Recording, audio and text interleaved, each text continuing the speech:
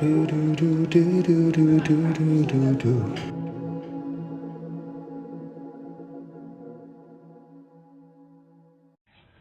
Welcome to the Red Bean Podcast, the New Orleans edition. This is your host, Mr. Toad. And I'm Dr. Frog. We're going to be doing a music review of Royksopp Remind Me 4K restoration. 4K restoration was for the video. That's for the video. But the main video is, I love this video. Remind me. And actually, believe it or not, this was my first listen. I'd never heard this music before. What is interesting about this song is that they used to play this as background music for Geico, I think. For Geico? That sounds horrible. Yeah, it was a Geico Remind Me. Or you should have an uplifting song. Like the Kia commercial that has the Pogues. Should I fall from grace with God? Now that was a marketing hilarity. We should have this Irish punk music in the back. So when they were doing this for Geico, this was the caveman, where the caveman was going around and the whole idea is like the caveman can't really relate to what's going on around him, and they just keep reminding him that he's not, connected or something. Well, the idea of it is it's not what he remembers. See, so easy a caveman can do it, Geico. Yeah. And then he's looking at it like, what? Come on. Yeah. You're making fun of me? He's going to put his hands in the air probably. He's like, oh, gee. He's like shaking his head like, no. Yeah, no one's going to complain. No one's going to complain. I will say that one of the things I did enjoy about this song is there's like this kind of... That's funny. Funny, but it was kind of like a darker tone to it. Well, it's nostalgic. It's very muted, I would say. It kind of reminds me of... what's that Brad song? Let me read the 3 or 4 quotes before the end of the song. I think this is really good. Until you ask what I was thinking, brave men tell the truth. The wise men's tools are analogies and puzzles. A woman holds her tongue, knowing silence will speak for her. Brave men tell the truth. The wise men's tools are analogous and puzzles. A woman holds her tongue, knowing silence will speak for her. And everywhere I go, there's always something to remind me of another place and time where love that traveled far had found me. Yeah, so I mean, let's just start with the first lyrics because it tells the story. It's actually, I think, very literal in telling the story. It's only been a week. Yeah. The rush of being home and rapid fading, failing to recall what I was missing all that time in England, has sent me aimlessly on foot or by the help of transportation to knock on windows where a friend no longer lives I had forgotten. Yeah, so you have this guy who's been living in England for a long time, and he misses his home in Norway, actually. Yeah. And then when he builds up in his mind while he's away, maybe he had really good friends growing up in Norway, or he had a love life there that failed. But either way, he builds it up in England. Oh, if I could only get back home, it'll be wonderful and glorious. So he finally goes there, and within a week's time, the shine fades away, and he says, when I was back in England, what did I think was so great about this place? And he goes to where his friends used to be, and they're no longer living there. This is similar to if you've ever gone back home. Yeah. And your elementary school's destroyed.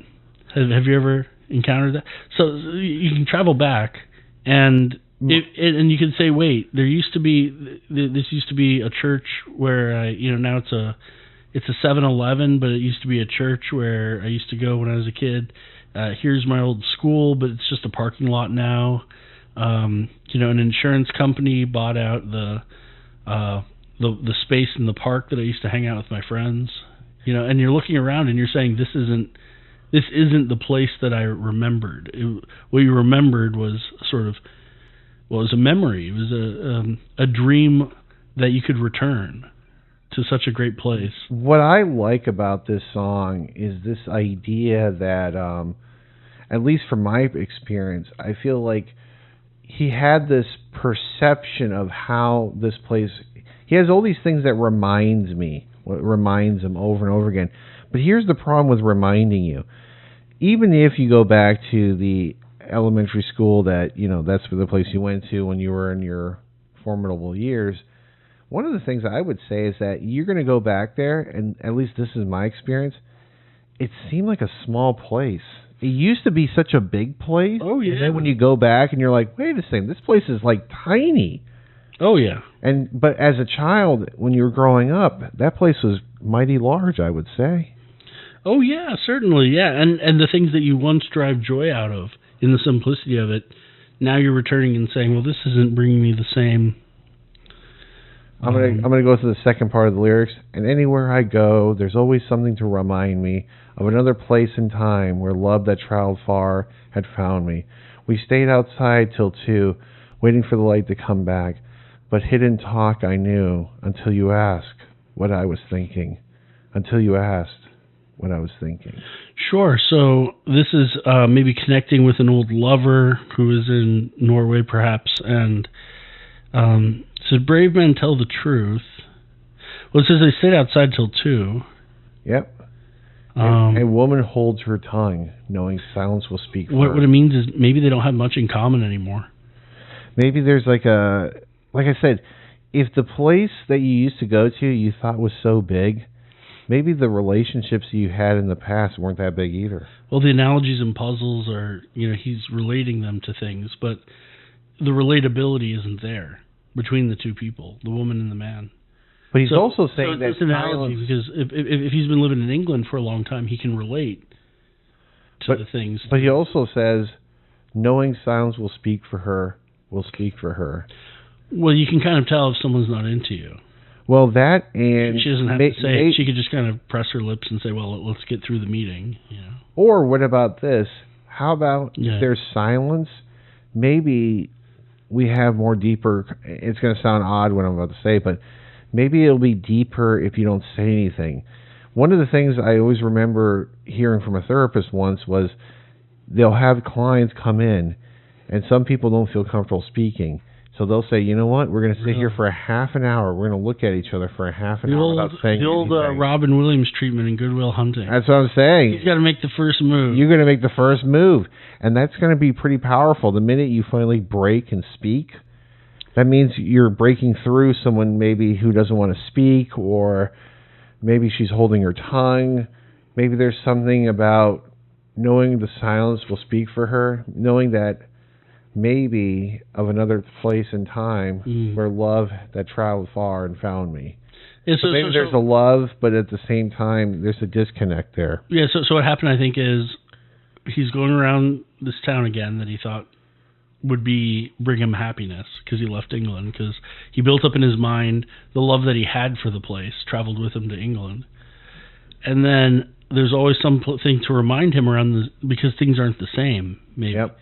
He goes back to his town and things are different. He's not connecting with, none of his friends are living in the same place. None of the things are the same. And there's always something to remind him the differences of another place and time. Again, where that Rite Aid used to be was where there was a movie theater. Yeah. I used to hang out with all my friends there. No one around the town cares, in some sense. You can tell stories of decades ago what used to be and where you used to have experiences with people. Ain't there no more. But no one around here really knows you. Or if you haven't, let's say you hadn't lived there for 20 years. Sure. And then you come back, it's new people. In fact, I'll give you an analogy. So I was always a really good student. Not really, but I was at least a likable student by my teachers' standards. So after graduating high school, I would make sure every summer to go back and visit my old high school. Oh, wow. And the first year, boy, was it awesome. I got to see all the teachers and say, hey, how are you doing your first year in college? Hey, we're meeting up. Hey, how's your classes going? You still teaching this? You doing this? That's great. Second year, it was like, oh, that's cool. That's nice. It's nice. Third year was a little bit like, oh, okay, good. You're finishing up. Okay, you got 2 more years. Senior year, when I went back there, 4 years, just 4 years after graduating. Yeah, as a visitor, you're going to need to fill in a report at the office before showing up. They're going to have to make you a badge, and you need at least a week's notice. And you have to be visiting a particular person for a particular reason if you're going to. Way different than if you walk in having just graduated 6 months earlier and say, hey, this is my school. Hey, there's definitely a disconnect. Yeah, I was thinking, hey, what if I just went back every summer and visited the old stomping grounds? As soon as you're even 2 or 3 years, even 2 years out, it's like, what are you doing? Yeah, you're not supposed to be here. You're not supposed to be here, yeah. It's and then again, all the teachers are different. One of the things I would say about that is it kind of does remind me. As you can see, I said that reminds me. This is how you remind me of the video, the music video with Royksopp. Royksopp remind me. We're going to put a link in the description of this video. And one of the things I think people should watch this video is, it is a cartoon. But one of the things about this cartoon is I love how it breaks everything down. Everything from the neighborhood to the materials the homes are built with. We were having a discussion a little while ago, and it was District 13, I believe. Yeah. Was it the Alien or District 9? District 9. District 9. I know, that's probably... Maybe it'll come out in a few years. Exactly. We got to get a couple more districts in there. Yeah. But basically what they were saying is that this idea that aliens could land on some planet, and then they're like, well, how does your technology work? And we don't know. And I said the same thing, like, what happens if we're on an alien planet, and these aliens look at us and say, how do your cell phones work? And we're sitting there like, I don't know how the cell phone works. All these circuits, the semiconductors, the battery. I mean, but if someone sat there and said, how do you build this thing from scratch or something, I'm not going to be able to do it. And actually, very few human beings on this planet could do that. If aliens kidnapped me and were basically the CIA for aliens, and they were going to torture me to find out how the iPhone works, all I could tell them is Steve Jobs.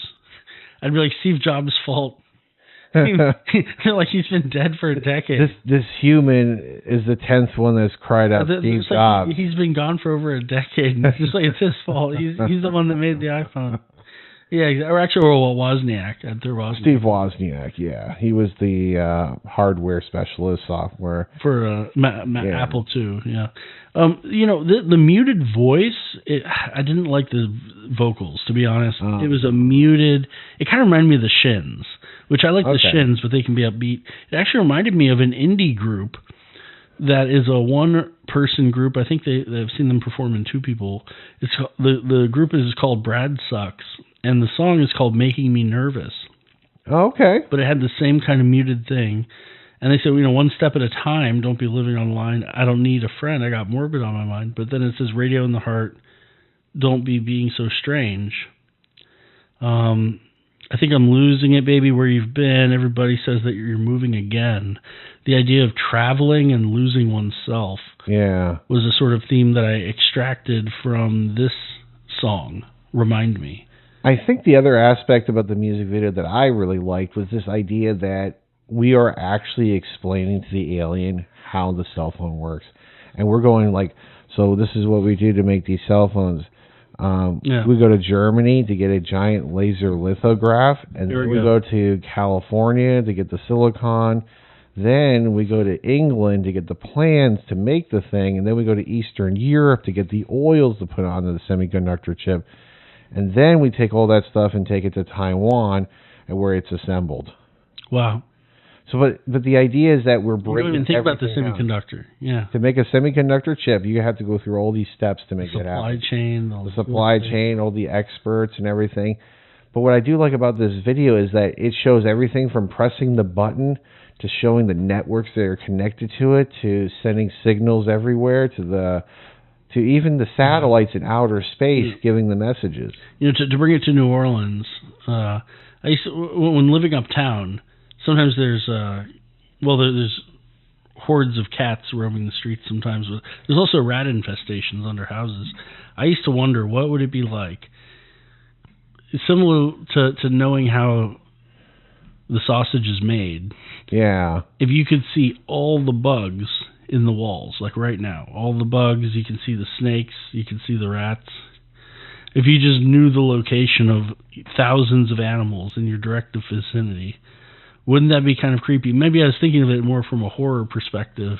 Oh, like you knew the things were bad out there that can get you. Or if you knew how the milkshake worker worked. Would you be disgusted by the the white slime mold that gets mixed in. You know, If it wasn't cleaned last week. I forgot I forgot what the percentage was, but there is like a certain point where they'll say it's not tolerable. They have these stories where when they're Hopefully. processing food in these industrial plants. Like Upton Sinclair's The Jungle in the 1920s. Well, basically what happens is like these giant factories, like a Tyson factory. I'm not trying to throw Tyson under the bus. Yeah. I mean, they do deserve to be thrown under the bus, but not in this particular scenario. But the idea is that The magic school bus where happiness happens. So basically, it's these packaged chickens you'd get at the grocery store.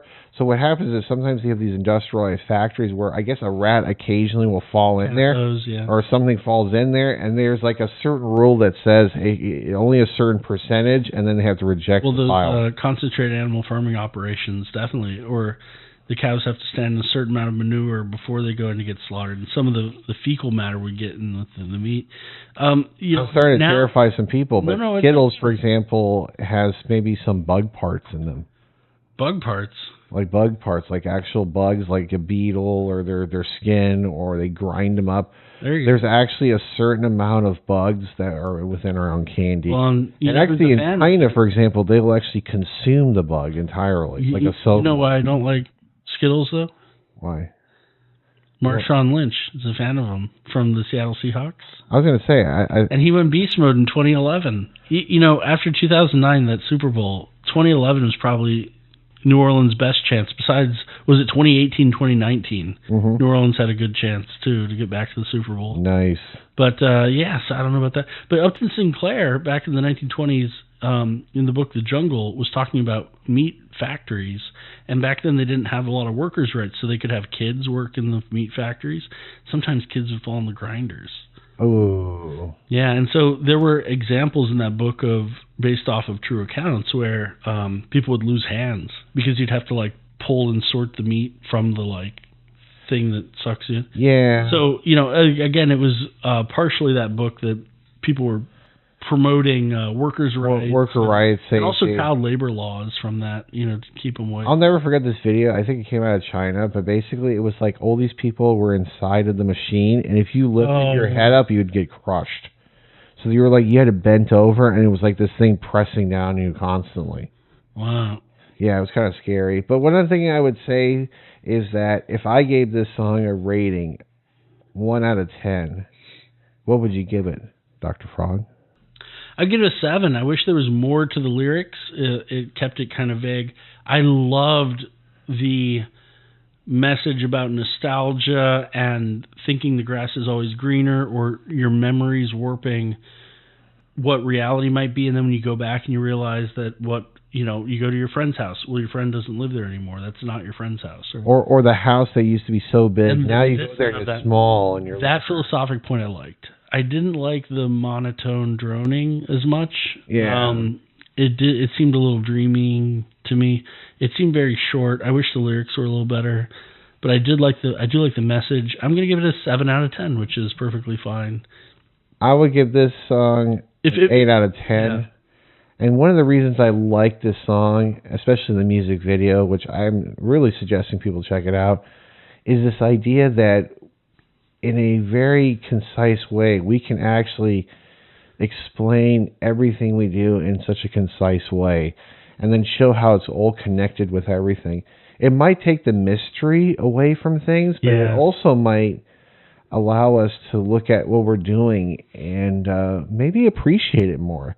I feel like if you're ignorant of certain things that you're doing, how can you truly appreciate it? If I sat there and I really understood how the cell phone worked, the semiconductors, and I understood the dyes and all this stuff, do you think you'd have a greater appreciation? Well, actually, the problem is if we did have that appreciation, we probably wouldn't be a throwaway society. Well, no, I'm a big fan of that appreciation.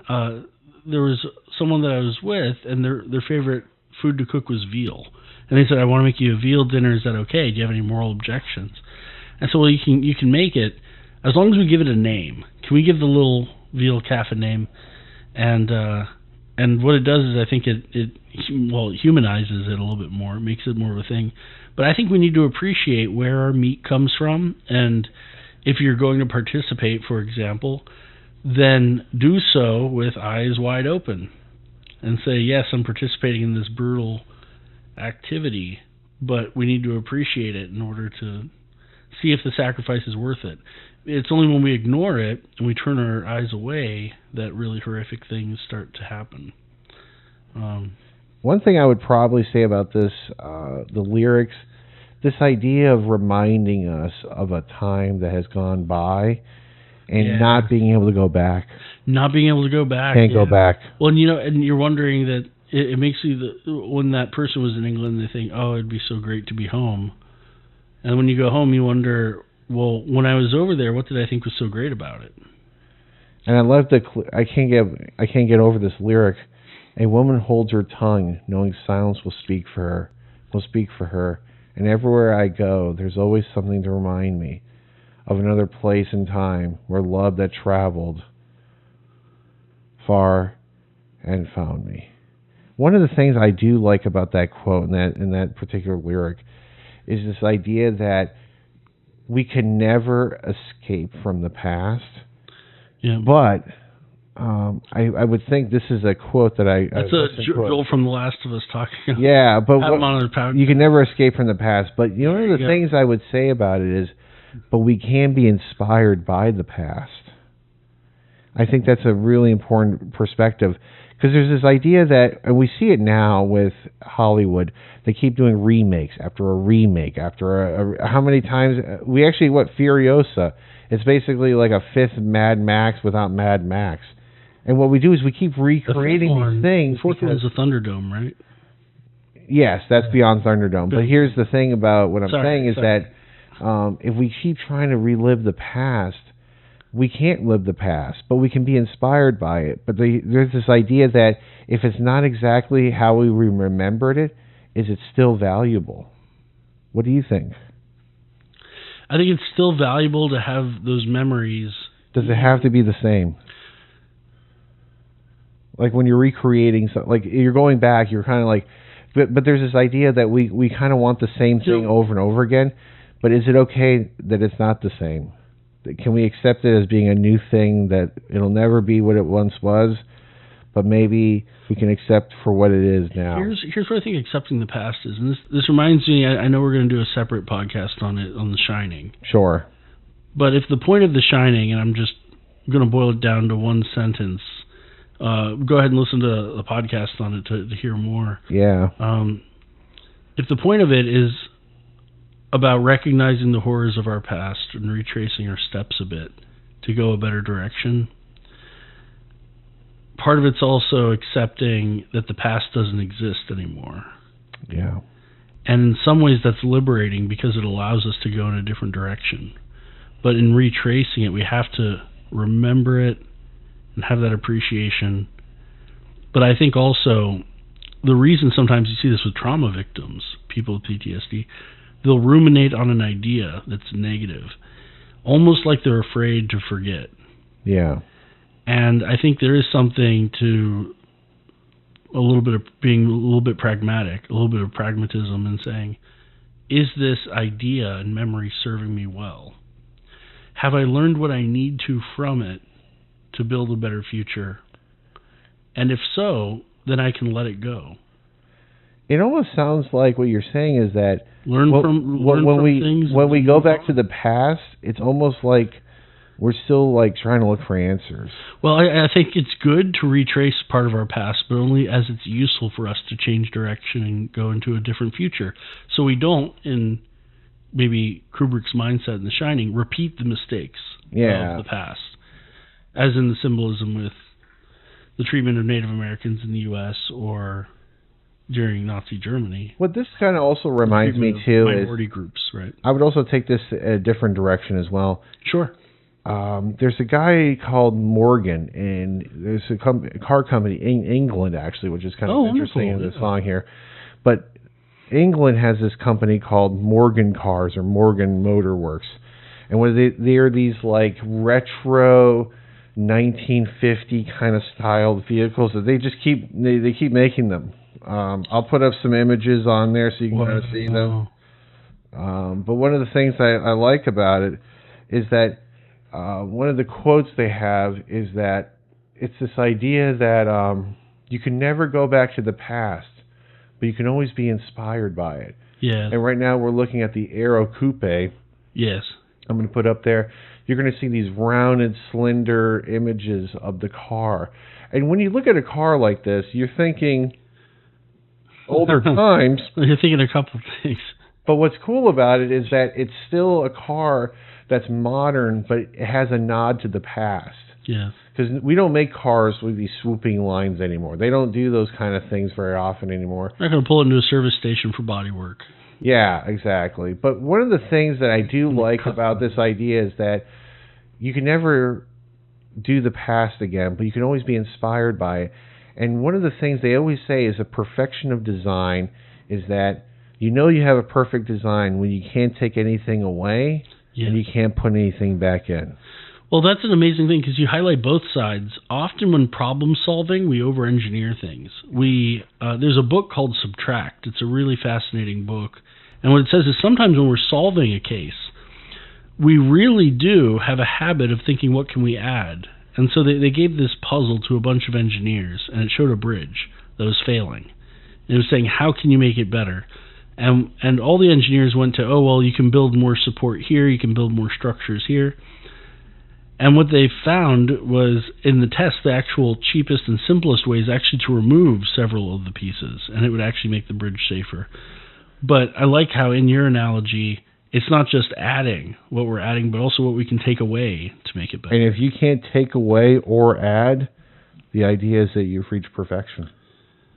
Yeah, well, and again, I would say that perfection might, because it's value-laden as a term, to say that we're making it better or worse would have to be an aim towards what? So, for example, if you're a formula car, it isn't necessarily about being the fastest car. Yeah. Or the one with the most handling, or the one with, the most control. But it might be, are the wear on the tires going to be so that you can make one less pit stop if you're a formula racer? And so I think of it not as you can achieve perfection, but you can achieve higher degrees of being better in a variety of facets, all of which we value and organize differently in our own lives. But there's also a beauty aspect, and this goes more to the song Remind Me, which I think is kind of a beautiful song, as much as the vehicle. Is this idea that... Oh, but I didn't know you. I gave it a 7. Yeah, and I gave it an 8. No, it's fine. You want to get a fisticuffs. You get a fist bump. There you go. But the idea is that sometimes it's not the most functional, but what is best. And sometimes it's just how we evaluate things. I look at the Morgan Coupe or the Aero Coupe, and I look at it as being a vehicle that is designed with just a unique look. Look, to me, the front of it looks like a Bentley, even if it does have that elongated design. You'd have to pay me to drive that. I would drive it. I would give me an Aston Martin DB9. So give happy. Me a Jaguar or a Viper. What's nice about it, it's actually a smaller car. It's not. It looks massive, but it's not. It's actually, it's super lightweight. So 2 of them would fit in a U.S. Walmart parking spot. Yeah, you would fit just fine. It fit just fine. Yeah. One thing, overall, I think this is just an interesting episode. Yeah. We're definitely talking about Remind Me, the music video, songs, in it. A lot of ideas, and hopefully, as our audience continues to listen to our program, like and subscribe.